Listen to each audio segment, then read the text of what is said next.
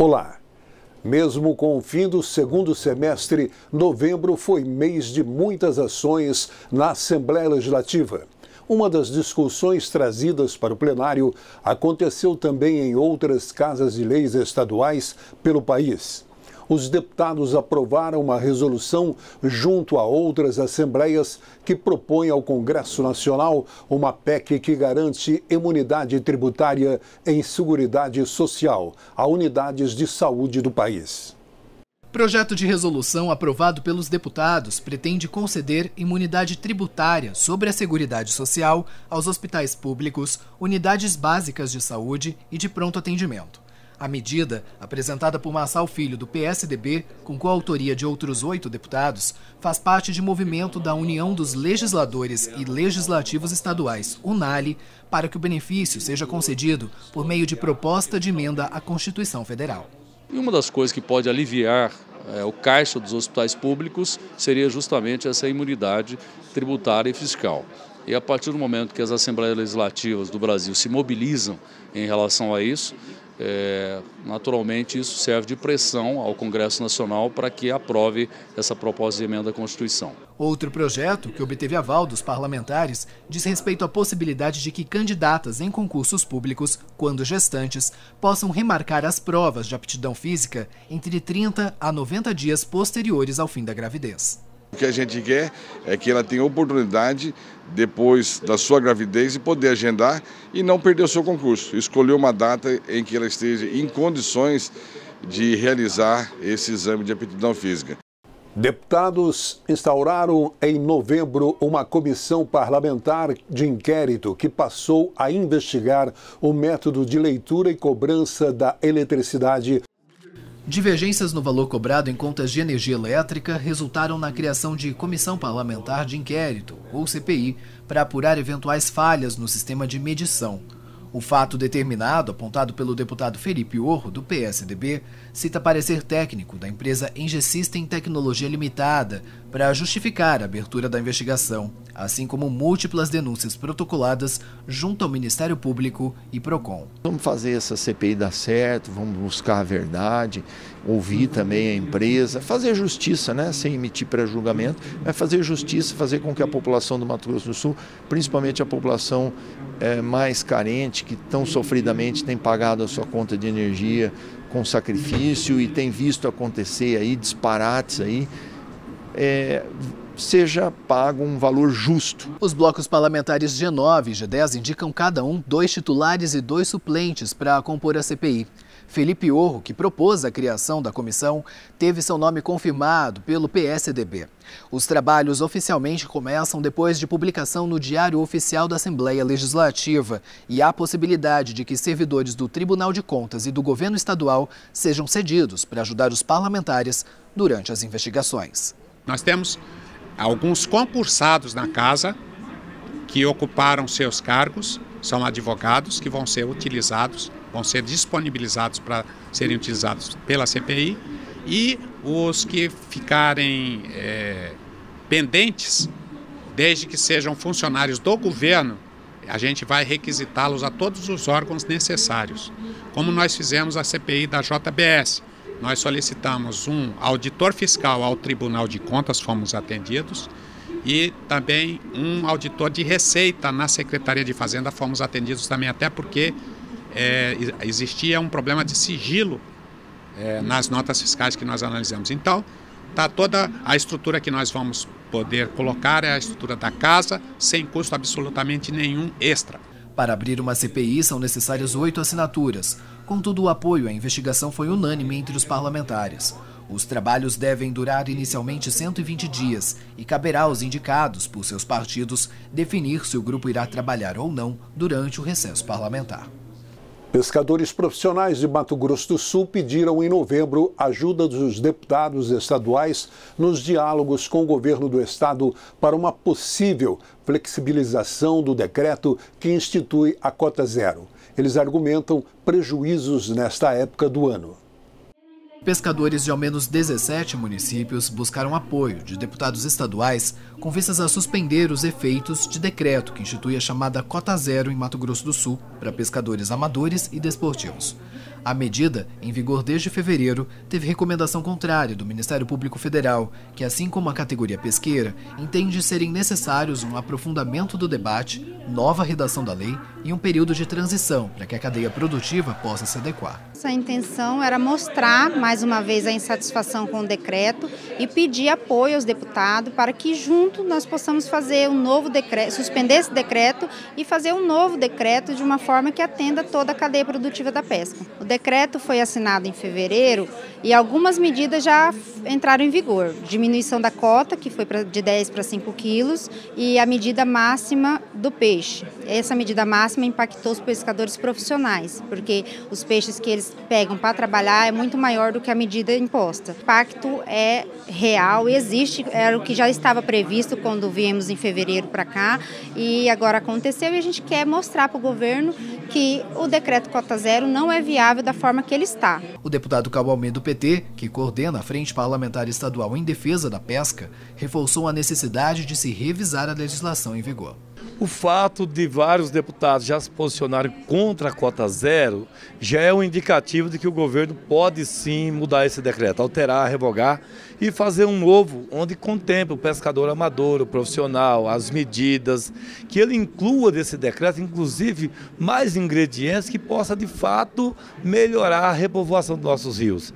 Tem que se discutir num decreto o agrotóxico, a abertura de usinas do Pantanal, que está se discutindo agora, a possibilidade de reabrir. Nós sabemos que isso é prejudicial à manutenção das espécies, o desmatamento, a pesca predatória, a falta de fiscalização do nosso rio, estrutura para a Polícia Ambiental, o IBAMA fiscalizar. Aí sim é um decreto de verdade, um decreto que atende todos os interesses de repovoar o nosso rio. Outros parlamentares também apoiaram em plenário a revisão do decreto estadual da cota zero. Para o líder do governo no Legislativo, o deputado Barbosinha, do Democratas, o diálogo é importante para que se encontre um equilíbrio quanto ao tema. O governo vai analisar todas essas propostas que estão sendo apresentadas para que possa, ao final, se pronunciar do ponto de vista do Executivo acerca das ponderações do Ministério Público Federal, dos pescadores profissionais, dos pescadores amadores. Eu acho que nada pode ser afastado previamente, todos devem ser considerados, para o final nós termos uma avaliação acerca das considerações ou como será tratado esse assunto. Em outra reunião, os deputados receberam representantes do setor ervateiro. Apesar de grande consumidor, o Estado produz pouca erva mate e medidas para incentivar o crescimento desse setor foi o tema do encontro. Todo mundo sabe que o sul-mato-grossense ama um tereré. Por isso, a importância da erva mate para nós se reflete em aspectos históricos, econômicos e sociais. Ela simboliza o fortalecimento de nossos laços com os vizinhos de fronteira, de vizinhança, o resgate do pantaneiro com a terra que o sustenta e também aquela pausa durante o dia para descansar com os amigos. Toda essa magia que envolve a erva mate é atribuída nesse livro, Retratos de uma Época, os Mendes Gonçalves e a Companhia Mate Laranjeira, a uma velha fórmula, o trabalho árduo dos pioneiros dessa cultura. Tudo isso teve início logo após a Guerra da Tríplice Aliança, em 1870, quando os portugueses da família Mendes Gonçalves se uniram ao brasileiro Tomás Laranjeira na exploração e comércio da planta. Preocupados em manter esse legado, representantes do setor no estado visitaram o presidente da Assembleia Legislativa, deputado Paulo Correia, para apresentar suas preocupações com os empreendimentos que ainda mantêm acesas a memória do tereré. Hoje o segmento, que emprega cerca de 500 pessoas diretamente em Mato Grosso do Sul, responde por muito pouco da erva mate consumida no estado. Por isso, o presidente da Assembleia Legislativa, deputado Paulo Correia, assumiu o compromisso de oficializar uma reunião dos diretores do sindicato com a Secretaria de Fazenda. Ele também ressaltou a importância da planta para a nossa identidade cultural. Temos que tomar providências para que a nossa indústria não acabe. Nós estamos falando de 500 empregos diretos, fora os empregos indiretos, né? E nós estamos falando também que essa indústria é uma indústria que culturalmente é uma indústria do estado de Mato Grosso do Sul. Nós estamos praticamente uma indústria em extinção, a gente não pode deixar isso acontecer. Com certeza, tanto o governador Reinaldo Azambuja, quanto a Assembleia Legislativa aqui, e quanto o nosso secretário de Fazenda, doutor Felipe, nós vamos achar um caminho e uma forma de que a gente possa estar fomentando a indústria da erva mate no estado novamente, para que a gente possa gerar mais empregos e fixar o homem no campo. No auge da produção da erva mate no estado, eram mais de 10 mil postos de trabalho preenchidos durante todo o ciclo de produção. Apesar da realidade hoje ser bem diferente, Gustavo Ude, que preside o sindicato, também acredita que a continuidade das atividades em Mato Grosso do Sul é mais uma forma de contribuição cultural.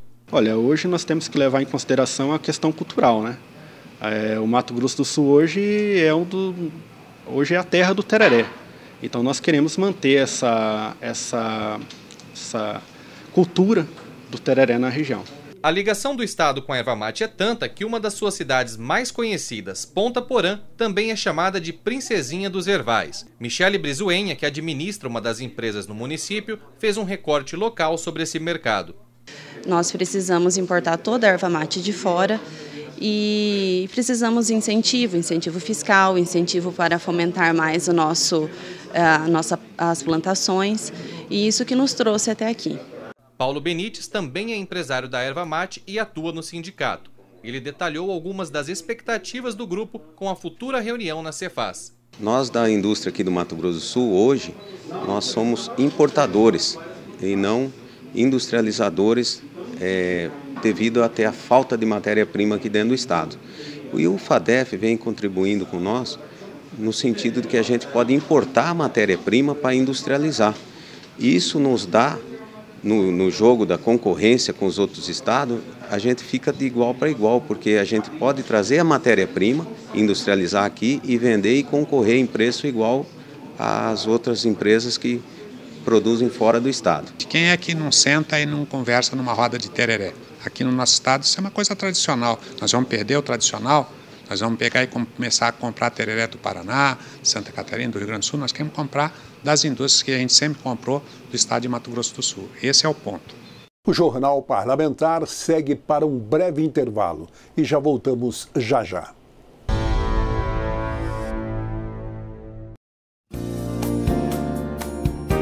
Pensando em quem tem deficiência física e mobilidade reduzida, a Assembleia Legislativa de Mato Grosso do Sul melhorou suas dependências e investiu na comunicação para a inclusão. Rampas com corrimões em braille facilitam o acesso dos cadeirantes e cegos. Quem não enxerga pode usar pisos táteis como guias aos 2 plenários, saguão, banheiros e elevador. Bebedouros e banheiros adaptados, rampa no plenarinho, assentos especiais no plenário e escadas sinalizadas são realidade.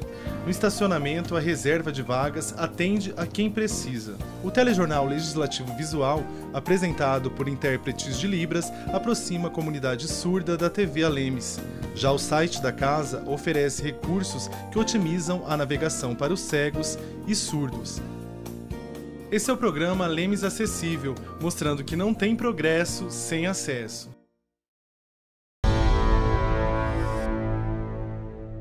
Agressores de mulheres com porte ou posse de arma poderão perder esse direito. É o que prevê projeto de lei aprovado. A decisão caberá ao juiz durante a audiência de custódia. Parlamentares aprovaram 2 projetos de lei que seguem para análise do governador. De autoria do deputado Marçal Filho, do PSDB, se prevê a suspensão ou restrição do porte de arma aos indivíduos que praticam violência doméstica e familiar contra a mulher. Já do Poder Executivo, foram realizadas alterações nos requisitos para o concurso público para ingresso nos cursos de formação das carreiras de oficiais e praças da Polícia Militar e do Corpo de Bombeiros Militar do Estado. O projeto ele corrige equívocos existentes na lei que está sendo alterada, uma vez que submetia a mulher grávida, praticamente nas vésperas de ter o filho, a se submeter a exame físico. Também ela possibilita o trancamento da matrícula para aquelas mulheres que constate a gravidez após o início do certame. Portanto, são pontos importantíssimos que objetivam propor justiça com relação às pessoas, aferindo aquelas que têm o melhor potencial para assumir as suas vagas. Além das gestantes, outras alterações previstas no texto incluem prazo de 12 meses para a repetição dos exames de saúde, capacidade física e investigação social para candidatos remanescentes. a possibilidade da administração pública convocar aprovados na prova de conhecimentos e que não haviam participado de outras etapas para prosseguir no certame, dentro do prazo de validade e das vagas definidas no edital de abertura, bem como simetria com o restante das forças militares quanto ao índice mínimo de acuidade visual dos candidatos com e sem correção óptica. Durante a sessão, a mesa diretora solicitou que cada bloco parlamentar indicasse titulares e suplentes para compor a comissão de ética. Ela só funciona quando há alguma denúncia formalizada contra algum dos deputados da casa, né? Hoje não existe nenhuma denúncia formalizada contra nenhum parlamentar. Então a comissão de ética ela está formalmente já constituída, porém ela só será instalada se houver alguma denúncia formalizada. Representando o PSDB, foram indicados Felipe Orro como titular e Onevan de Matos como suplente. O G9, com o direito a 2 vagas, indicou Pedro Kemp e Barbosinha como titulares, além de Lídio Lopes e Renato Câmara na função de suplentes. Do G10, que também conta com 2 vagas, Neno Razuc e Coronel Davi figuram como titulares, junto com Antônio Vaz e Lucas de Lima como suplentes. O grupo ainda deve se reunir para eleger o presidente da Comissão de Ética e Decoro Parlamentar. Deputados aprovam isenção de ICMS em água, luz e telefone a templos religiosos de qualquer prática. Templos religiosos de qualquer culto e entidades sem fins lucrativos poderão ser isentos de ICMS nas contas de energia elétrica, água, telefone e internet. Ao menos é o que prevê projeto de lei do deputado Antônio Vaz, do Republicanos, que segue para a redação final e posterior sanção do governador. Quer dizer, é um projeto que já é lei federal, que era para ser cumprido e não é cumprido. Por que dessa cobrança, se já é lei? Então, por isso que nós estamos fazendo para regulamentar esse projeto, para que venha a ser cumprido a lei, né, no nosso estado também, como já existe em vários estados. Então, é um projeto muito bom, que vai ajudar essas entidades, né, a trabalharem mais ainda para ajudar o ser humano, para ajudar essas pessoas. Tantas pessoas estão sendo perdidas. As igrejas evangélicas, elas vêm realizando um trabalho, olha, muito importante, né, sobre isso, na área de suicídio, visita aos presídios, trabalho social que é feito nos bairros, onde o poder público não tem alcançado. Nós temos alcançado. Então nós estamos querendo ajudar essas pessoas que trabalham, sem fins lucrativos. Conforme o texto da proposta, para serem beneficiadas, as entidades precisarão comprovar a posse ou locação dos imóveis que abrigam os templos ou entidades que prestam serviços sociais sem fins lucrativos. Escrivãos sul-mato-grossenses receberam homenagens dos deputados estaduais com a entrega da comenda Rui Barbosa. Diversos escrivães policiais foram homenageados em sessão solene da Lemes, com a entrega da Comenda do Mérito Rui Barbosa. Proponente do evento, o deputado estadual Barbosinha, do DEM, falou sobre a importância da honraria. O escrivão, ele ocupa um papel proeminente na vida de uma delegacia. Um bom escrivão, ele praticamente conduz a delegacia, no acompanhamento do inquérito policial, na oitiva de testemunhas, na guarda de objetos, portanto, extremamente importante no trabalho da Polícia Judiciária. Nada mais justo do que nós pudéssemos, pela Assembleia Legislativa, outorgar essa comenda que leva o nome desse notável brasileiro, Rui Barbosa. Portanto, é uma comenda extremamente importante para homenagear figuras importantes para toda a sociedade, porque trabalha com aquilo que a sociedade tem de mais caro, que é vida, segurança e liberdade. As atribuições desses importantes profissionais no esclarecimento de crimes e outras ocorrências foram destacadas pelo delegado-geral da Polícia Civil de Mato Grosso do Sul. A função principal do escrivão de polícia é a formalização dos atos de polícia judiciária. E eles fazem muito mais além do que a formalização. Eles também, assim como os delegados, os investigadores, os peritos, eles são treinados para a função precípua da Polícia Judiciária, que é a investigação criminal. Então eles também têm conhecimento de técnicas operacionais, de práticas policiais, de técnicas de interrogatório, para a formalização e o auxílio ao delegado de polícia na formalização de todos os atos decorrentes de uma investigação criminal. Então são peças fundamentais e de muita importância para o nosso trabalho. Os escrivães são profissionais que agem lado a lado com os delegados e demais agentes.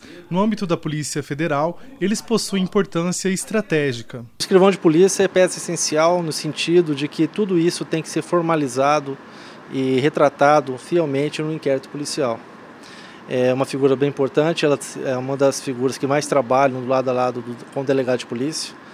Não é incomum, às vezes, por exemplo, em flagrantes delito, na lavratura do auto de prisão em flagrante, as últimas pessoas a saírem da unidade policial é o delegado e o escrivão de polícia, né, porque tem que formalizar todo o procedimento. Então ele é uma peça fundamental. E também a equipe em si, uma equipe bem entrosada, mesmo tendo um agente responsável pelo direcionamento, de forma alguma isso não é tratado e conversado e dialogado num brainstorm junto com a equipe. E o escrivão é um membro dessa equipe também. Discursando em nome dos homenageados, o escrivão de polícia Gilberto Arteiro Ramos Filho falou um pouco mais sobre a profissão e também a respeito da homenagem significativa. O escrivão de polícia é responsável pelas oitivas, é o responsável pela comunicação das prisões ao Poder Judiciário. Toda a movimentação processual dentro da Polícia Civil é o escrivão que é o responsável. É através dele que se materializam as provas dentro do processo. Através do escrivão que tudo é inserido no processo e levado ao Poder Judiciário para o andamento da ação criminal. Nós agradecemos muito aos deputados que reconhecem a importância do escrivão na Polícia Civil e para o Estado de Mato Grosso do Sul. Pelo alto risco de incêndios, deputados aprovam proibição de uso de solventes químicos em ambientes fechados residenciais e esses produtos são normalmente utilizados na impermeabilização de sofás. Com a aprovação da proposta, prestadores de serviços que trabalham com impermeabilização de bens imóveis com produtos à base de solventes inflamáveis vão ter que se adequar à nova medida. A proposição é de autoria do deputado Evander Vendramini, do PP, e segue para a sanção do Executivo. De acordo com o parlamentar, a medida deve evitar acidentes em residências com a manipulação de produtos inflamáveis. É uma forma de proibir que esses solventes inflamáveis sejam utilizados em reformas de casas, em imóveis, para dar segurança à nossa população aqui no Mato Grosso do Sul. Também foi aprovado o projeto de autoria do deputado Barbosinha, do Democratas, que dispõe sobre a presença de doulas durante o trabalho de parto e pós-parto. Com a aprovação da matéria, o hospital não poderá cobrar taxas para permitir a presença da doula e nem de contá-la como acompanhante. Mais uma breve pausa e já voltamos.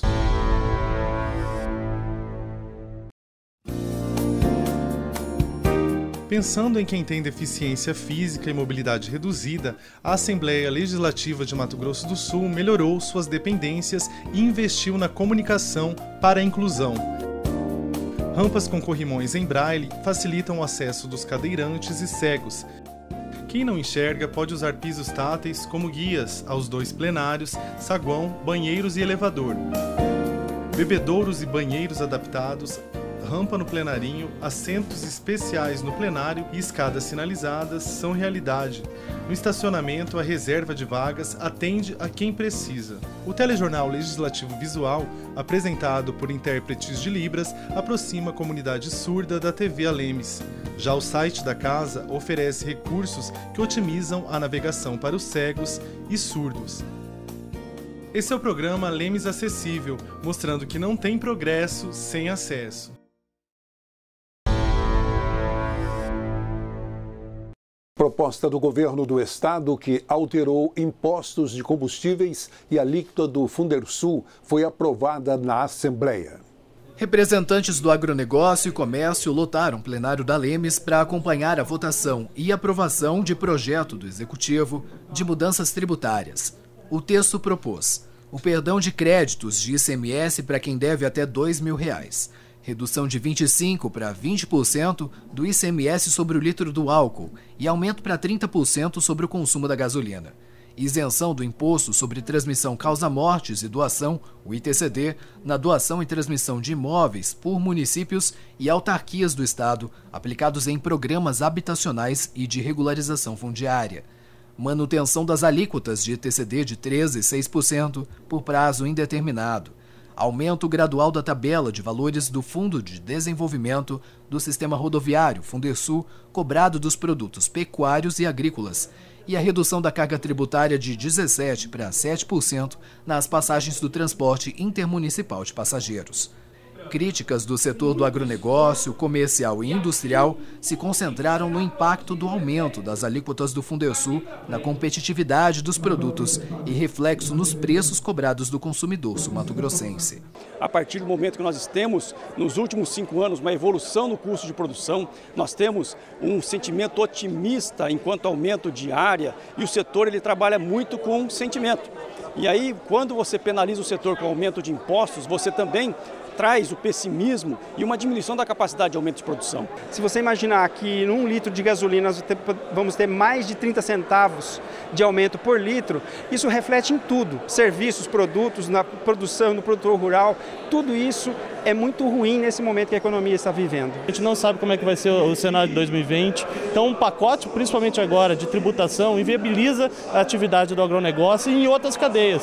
Aumenta muito o custo do nosso estado, principalmente se a gente pensar numa concorrência de outros estados. A primeira coisa que precisa ter é uma transparência, principalmente no Fundersul. Aonde que é investido, como vai ser investido. O produtor quer saber quando que a ponte dele vai ficar pronta, se vai ser esse ano que vem. Então a transparência é muito importante. Entre os deputados, houve defesa da medida apresentada pelo governo, assim como questionamentos. O Fundersul, ele é constituído de duas formas. O combustível paga 350 milhões ano de Fundersul. E o setor produtivo paga 350 milhões ano de Fundersul. É justo que quem paga a gasolina, que está saindo de 25 para 30, tem estado da federação como o Rio de Janeiro, que é 35, o que acontece? Nós puseram a emenda e fizeram para atender também a cidade. Estou de posição. Eu voto a favor porque o governo não toca o estado sem o Fundersul. No caso do Fundersul, nós tivemos uma exposição de produtores rurais que vieram aqui dizendo que existe uma perspectiva de abertura de novos mercados, quer dizer, com o aumento da produção, da exportação, o setor já automaticamente iria contribuir mais com o Fundersul, né? Agora, um aumento na carga tributária pode retrair os investimentos, né? Pode inibir esses investimentos. Então eu penso que foi uma medida equivocada do governo, deve repensar para melhorar a arrecadação em outras medidas. Acho que uma das questões que o governo precisa rever com urgência é a questão da renúncia fiscal, né? O governo abre mão de muita receita para conceder incentivos fiscais e nem sempre esses incentivos eles dão o resultado que o Estado precisaria. Eu preciso ver com dados e estatísticas um estudo que diga que esses compensadores servirão. Em tese, servirão e haverá um aumento de tributo, infelizmente, no estado de Mato Grosso do Sul. Aprovado por maioria, depois de 2 votações, sendo uma extraordinária, o projeto do Executivo segue para ser sancionado pelo governador e se tornar lei. Com plenário cheio, a Assembleia discutiu os avanços e necessidades da atividade leiteira em Mato Grosso do Sul. Mato Grosso do Sul é o 8º produtor de leite no Brasil. Apesar da boa posição, esse cenário não é considerado muito animador para os envolvidos no ciclo leiteiro do estado, já que o potencial agropecuário de Mato Grosso do Sul permite expectativas bem maiores. Encontrar soluções aptas a impulsionar essa produção foi o objetivo da audiência pública realizada nesta tarde no plenário Júlio Maia. O proponente do evento foi o deputado Capitão Contar. Serão levantadas diversas informações. A ideia da audiência é captar o problema que acontece no âmbito da produção, as dificuldades que o setor industrial tem e também as soluções que o Poder Executivo tem apresentado. No estado, a média de consumo per capita é de 170 litros por ano. o suficiente para que a produção interna se abasteça, já que um dos desafios apontados pelos produtores é justamente escoar essa produção aos estados vizinhos, como conta Ronan Salgueiro, que preside a Abra Leite, associação de classe que reúne 15 mil produtores no país. No Mato Grosso do Sul, a gente tem grande dificuldade, principalmente na questão de logística. A logística, para se captar 1 litro de leite, o custo é muito maior porque roda-se muito, e principalmente com estradas de baixa qualidade. Então isso é um diferencial, mas que acontece no Brasil inteiro, logística. Hoje o principal, energia. Você não tem energia e o que tem é de baixa qualidade. E isso faz com que o produtor obrigue a comprar o gerador, aumentando o custo. Então basicamente hoje, a pecuária leiteira vem impactada muito seriamente com o custo Brasil, e é isso que nós precisamos acabar e diminuir. Então, não podemos mais aceitar uma carga tributária, um aumento nessa carga tributária, a pecuária leiteira não consegue acumular isso. Em termos econômicos, o leite representa a 6ª matriz da agropecuária nacional, o que reverteu 29,2 bilhões de reais somente em 2017. Apesar desse volume expressivo, Mato Grosso do Sul contribuiu com apenas 408 milhões de litros dos mais de 33 bilhões produzidos em todo o território brasileiro no mesmo período. Como forma de melhorar esse quadro, Carlos Anenga, presidente do núcleo Girolando MS, acredita que o poder público em seus 3 níveis deve fomentar a produção por meio da assistência técnica aos produtores. Precisamos então fortalecer o produtor, que na sua grande maioria são pequenos produtores. Então a nossa demanda hoje é por melhores condições, alguns incentivos fiscais, a busca de cooperativas e laticínios, além dos programas assistenciais para o pequeno e médio produtor, a nível de nutrição, sanidade e manejo nas propriedades. Rogério Beretta, superintendente da Semagro, também acompanhou os debates e apontou quais caminhos o Executivo Estadual tem percorrido a fim de superar os desafios que deram nome à audiência. De acordo com ele, isso só será alcançado quando o produtor adotar um perfil empreendedor. O futuro é promissor dependendo muito do perfil empresarial dos produtores de leite. Nós temos atendido a questões pontuais de máquinas, questões de incentivos, mas a questão do desenvolvimento da atividade, da produção, ele depende muito do perfil empresarial do produtor. Então é nisso que nós temos que investir agora, na questão da capacitação, principalmente em gestão da propriedade rural. Em parceria com o Ministério da Agricultura, Pecuária e Abastecimento, a Assembleia promoveu audiência pública que debateu a segurança jurídica no campo. Dando continuidade a um cronograma de atividades do Ministério da Agricultura e Pecuária, que tem percorrido diversos estados do Brasil desde agosto, a Assembleia Legislativa promoveu nesta tarde uma audiência pública com o tema As Questões Fundiárias de Mato Grosso do Sul. O evento contou com a participação de representantes dos segmentos de produtores, indígenas e de diversos órgãos do Executivo Federal, como INCRA e IBAMA. O presidente da Assembleia fez um diagnóstico das contribuições que o Legislativo tem a oferecer para o aprimoramento do cenário fundiário estadual. Ele ainda anunciou que um convênio com o INCRA, o Instituto Nacional de Colonização e Reforma Agrária, deve ser firmado em breve. O posicionamento do nosso vice-ministro Naban aí, que eu acho que é importante, mostrando que conhece o assunto, sabe o que foi feito aqui, o nosso trabalho da Assembleia Legislativa, quando discutimos a questão fundiária do Estado, e em especial a questão da influência do CIMI nas invasões indígenas do Estado. Na sequência, traz aqui o problema do INCRA, dos assentados, que estão sem título desde quando começou o programa de assentamento no Brasil. Então, é uma coisa que nós estamos colaborando com o Badu, que é o diretor do INCRA do Estado, inclusive num convênio que vamos assinar nos próximos dias, para que ele possa estar fazendo a atualização cadastral. Neste projeto enviado pelo governo do Estado, consta um item importante, que é a primeira escritura não vai pagar nenhum tipo de taxa para nenhum tipo de cartório ou Estado, vai ser colocado imediatamente. Então existe um programa de regularização do Brasil, mas tem um programa de regularização aqui, prestigiado pelo governador Reinaldo Azambuja. Então tudo isso faz parte de um bojo de decisões que nós estamos vendo serem tomadas aqui, numa audiência que foi solicitada pelo vice-ministro Naban e que a gente está fazendo com que aconteça para que as pessoas entendam como está o funcionamento do governo nesse momento. Mato Grosso do Sul é o 8º estado a ser visitado pela comitiva do governo federal. Para o secretário especial de Assuntos Fundiários, Luiz Antônio Naban Garcia, a questão tem sido abordada como interesse nacional, sem distinções entre os estados. Todos os estados da federação são iguais, tá? E o que acontece é que, em função de uma situação onde foi inclusive decretado a GLO, a Garantia da Lei e da Ordem, nos 9 estados da Amazônia Legal, em função de tudo que veio acontecendo, incêndios e etc., isso tudo tem uma ligação muito forte com a questão da regularização fundiária. Então foi dado por nós uma prioridade aos 9 estados do Amazônia Legal. Um dos órgãos federais que compõem o grupo de estudos é a FUNAI, que tem Marcelo Xavier à frente de sua presidência desde julho. Ele indicou como a fundação pretende agir.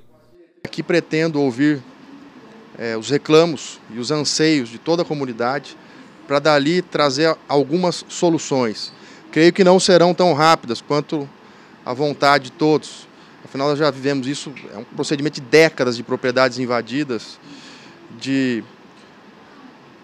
tumultos envolvendo a questão indígena no Estado. Eu costumo dizer o seguinte, que se a questão indígena estivesse em ordem, nós não teríamos esse reflexo que temos hoje no Estado de 144 propriedades invadidas. Isso traz problema aos municípios, às famílias e aos próprios indígenas. É um problema social grave que nós, enquanto órgão de Estado, temos que atuar com uma política de Estado. E a FUNAI é o órgão indigenista do Estado para isso. O deputado estadual Renato Câmara coordena a Frente Parlamentar de Regularização Fundiária na Casa de Leis sul-mato-grossense. Ele aproveitou a reunião para encaminhar algumas reivindicações do órgão nesta articulação política entre Estado e União. Nós apresentamos ao vice-ministro Naban Garcia algumas considerações que nós temos discutido na Frente Parlamentar de Regularização Fundiária há quase 3 anos.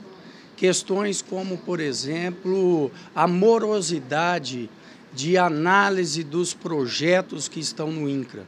Esse é um ponto crítico, porque os servidores do INCRA estão fazendo um trabalho muito importante, mas com um número de servidores muito pequenos. Então, nós precisamos ter concurso público para o INCRA, precisamos ter mais recursos para o INCRA e, como sugestão, que se possa colocar recursos para fazer contratos, né? Porque nós temos em torno de 25 mil famílias que precisam ser regularizadas e os processos já estão no INCRA.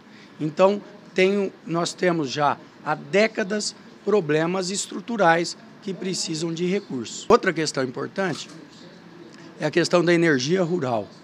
A Energisa fez a infraestrutura, colocou a energia em vários loteamentos, ou seja, o mais caro, o mais difícil, quer ter a infraestrutura, a energia passando na frente dos lotes.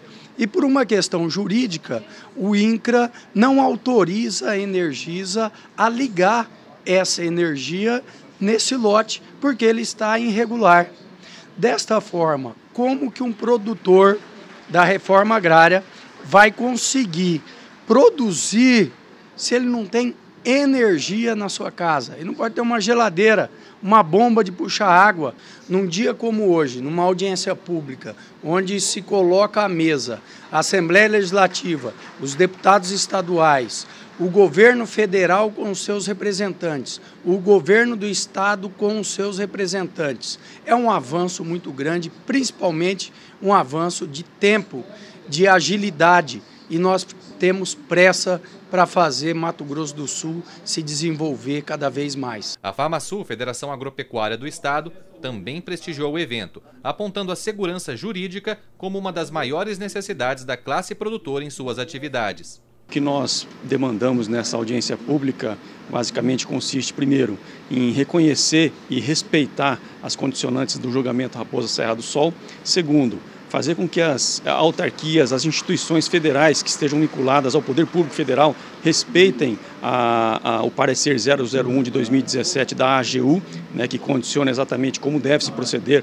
para esse tipo de questão, e lembrar que todas as vezes que nós tivermos propriedades invadidas, que sejam efetivamente reintegrada a posse aos verdadeiros proprietários. A mais alta honraria entregue pela Alemes, a Comenda de Mérito Legislativo, homenageou dezenas de pessoas que ao longo do tempo deram sua contribuição a Mato Grosso do Sul. As comemorações dos 40 anos da Assembleia Legislativa têm resultado em homenagens a diferentes segmentos sociais. Dentre essas histórias, há quem já tenha passado pela Casa de Leis, como é o caso do presidente da Santa Casa de Campo Grande, Ezaquiel Nascimento. Fui o consultor jurídico que escreveu o rascunho do regimento interno da Assembleia Constituinte de Mato Grosso do Sul. Eu já era promotor de justiça, mas fui colocado à disposição pela minha especialização em direito público. Então, convivi aqui com vários deputados, muitos dos quais ainda estão aqui na casa. Mas é uma satisfação muito grande e eu recebo esta homenagem em nome das dezenas de voluntários que trabalham comigo ali na Santa Casa, como conselheiros, como diretores e mesmo como associados, colocando-se gratuitamente para fazer esse trabalho de apoio à população do nosso estado, que demanda por saúde. Sorridente, a cantora Delanira Pereira Gonçalves, a Delinha, agradeceu a lembrança de seu legado musical no estado. Estou feliz, feliz, feliz. Eu tenho muito carinho do povo, de toda a turma. Então, eu sou feliz com isso. Muito obrigada pela oportunidade. Já o comandante do 7º Distrito Naval da Marinha do Brasil, em Ladário, relembrou o contexto histórico da instituição. A Marinha está presente na então província do Mato Grosso desde 1827 e particularmente no Mato Grosso do Sul desde 1873, logo após a Guerra da Tríplice Aliança. Essa homenagem que é feita, no caso, para mim, na verdade, eu considero que é feita para a Marinha, por conta dessa atuação em prol da população do estado do Mato Grosso do Sul e do Mato Grosso. 45 personalidades receberam a Comenda do Mérito Legislativo, concedida pelos deputados àqueles que acabaram colaborando no desenvolvimento econômico e também na projeção de Mato Grosso do Sul. Essas pessoas prestaram relevantes serviços ao estado de Mato Grosso do Sul. E nós estamos fazendo a entrega da comenda num momento em que a Assembleia comemora 40 anos. Então são dois eventos num evento só. Eu acho que são pessoas que efetivamente no estado de Mato Grosso do Sul fizeram a diferença. Para o prefeito de Campo Grande, Marquinhos Trade, esse reconhecimento público valoriza quem escolheu investir no estado. É o reconhecimento. As pessoas reclamam muitas vezes de eventos dessa natureza. Mas as pessoas que trabalham pelo estado, que trazem progresso, que deixam uma semente que germina e dá bons frutos, ela deve ser reconhecida sim. E esse exemplo que a Assembleia Legislativa está dando, essa sequência de nomes ilustres para ser a toda a sociedade apresentada, nomes que honram a coletividade, é sempre bem-vinda. Representantes do Tribunal Regional do Trabalho, da 24ª Região, além de receberem a comenda, reforçaram a parceria institucional. A Assembleia Legislativa sempre foi um parceiro nosso, entendeu? Desde os seus 40 anos, né, que ela está comemorando os 40 anos, e o nosso tribunal completou agora recentemente 25 anos, nós sempre em conjunto desenvolvemos políticas para o bem-estar da comunidade e o bem-estar social. É uma alegria receber essa homenagem de uma instituição tão relevante quanto a Assembleia Legislativa, uma instituição que orgulha o estado de Mato Grosso do Sul e, portanto, para mim é um orgulho receber, porque eu recebo em meu nome, mas também em nome da instituição que eu represento, que é a Justiça do Trabalho e o Tribunal Regional do Trabalho. Fica por aqui esta edição do Jornal Parlamentar. Estas reportagens podem ser conferidas no YouTube da Assembleia Legislativa de Mato Grosso do Sul, com acesso disponível por meio do QR Code que aparece agora em sua tela. Siga acompanhando aqui no canal 9 da NET a nossa programação e também as nossas mídias sociais. Até mais!